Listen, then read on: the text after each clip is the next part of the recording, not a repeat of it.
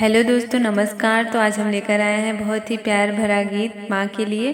जो अपनी माँ से प्यार करते होंगे ज़रूर लाइक करिएगा और कमेंट बॉक्स में लिखकर बताइएगा कौन अपनी माँ से कितना प्यार करता है। वैसे तो सभी माँ से सबको प्यार रहता है, सभी बच्चों को। चलिए आइए स्टार्ट करते हैं। अमृत के धार के हो कितनो पियाई गो माई बिना। अमृत के धार के हो कितनो पियाई गो माई बिना।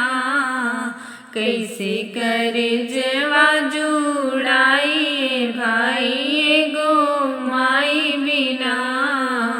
कैसे करे जवा जुड़ाई भाई गो माई बिना। करे एहसान माई दुनिया दिखावेली। बोले बतियावे और चले भी सिखावेली। करे एहसान माई दुनिया दिखावेली। बोले बतियावे और चले भी सिखावेली। मिल जाई अन्न धन मिली सुख पूरा। मिल जाई अन्न धन मिली सुख पूरा। माई के दुलार बिना सब कुछ अधूरा। अचरा ओढ़ा के हो दूधवा पियाई गो माई बिना। कैसे करे जवा जुड़ाई भाई गो माई बिना। कैसे करे जवा जुड़ाई भाई गो माई बिना। नव माह कुखिया में रखलू सहेज के। दिहलू जन्मवा माई सारा सुख तेज के। नव माह कुखिया में रखलू सहेज के।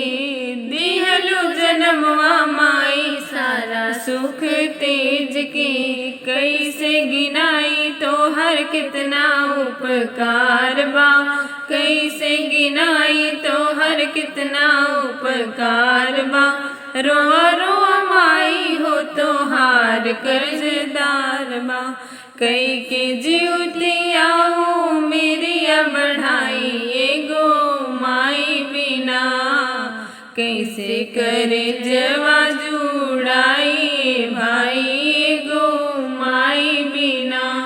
कैसे करे जवा जुड़ाई भाई गो माई बिना।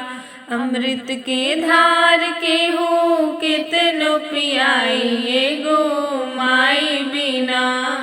कैसे करे जवा जुड़ाई भाई गो माई बिना। धन्यवाद।